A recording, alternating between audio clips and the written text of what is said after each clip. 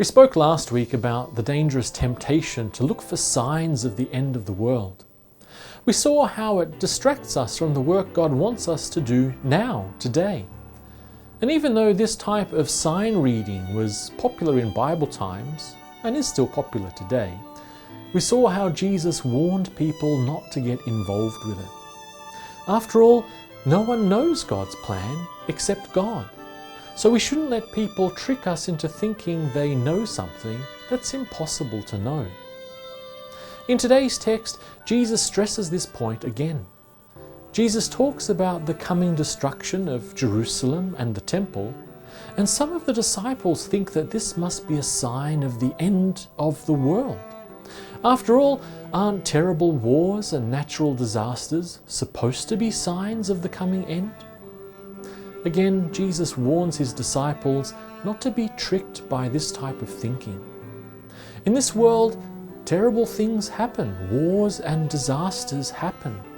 But in verse 9, Jesus says that doesn't mean the end is coming now. Thinking this way leads us to serious problems. First, people too often fall into the trap of thinking that things have to get really terrible before God will do something. They think that only when there are horrible wars and disasters will God be bothered to come and do anything about it. But that's not true at all.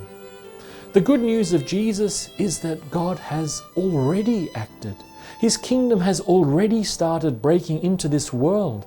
He is already here with us and helping us.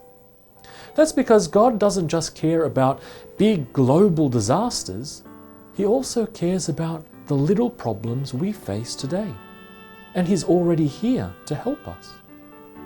Second, instead of worrying about the far-off future or the end of the world, which is something we can't do anything about, Jesus tells us to prepare for the problems we will face today. In verses 12 to 17, Jesus reminds us that we disciples, we people who stand for love and truth, are going to face many attacks in this world, even by our closest family and friends. They are the troubles we should be thinking of. But that doesn't mean we should worry. Yes, working for love can bring hate and opposition, but Jesus tells us not to be afraid. He is with us now. He strengthens us. And even though a life of love can be tough, His praise and reward wait for us at the end.